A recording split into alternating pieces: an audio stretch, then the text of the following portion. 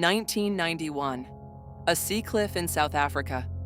Archaeologist Christopher Henshelwood crawls into a cave called Blombos. Inside, buried under meters of sediment, he finds small flat stones, covered in deliberate geometric marks, dated to 100,000 years ago. The problem is the timeline. Symbolic thinking, art, abstract marks, meaning-making, was supposed to begin around 40,000 years ago. These stones predate that by 60,000 years. The textbooks were wrong. The marks are not accidental. They are cross-hatched, parallel, repeated. Someone sat down, chose a stone, and carved a pattern with intention. That takes planning. That takes a mind holding an idea before acting on it. And ochre itself matters. Blombos held ochre workshops, abalone shells filled with mixed pigment, bone spatulas for stirring. These were not accidents. Someone was manufacturing a substance with no obvious survival function. Researchers debate what the marks mean.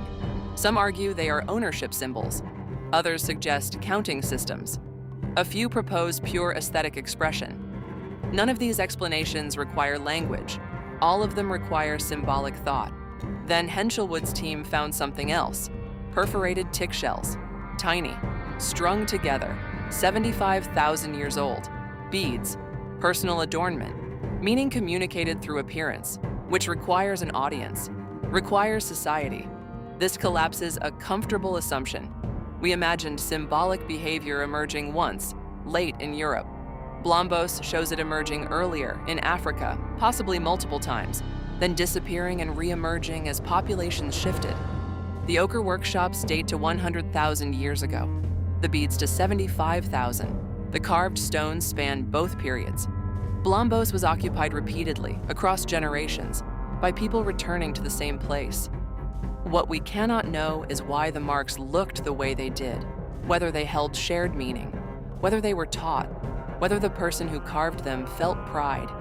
The cave preserves the action, not the thought behind it. 100,000 years ago, someone in a South African cave made something that had no practical use. They made it anyway. That impulse, to mark, to decorate, to mean something, is the oldest human thing we have ever found. Subscribe and share for more like this, 2 times daily.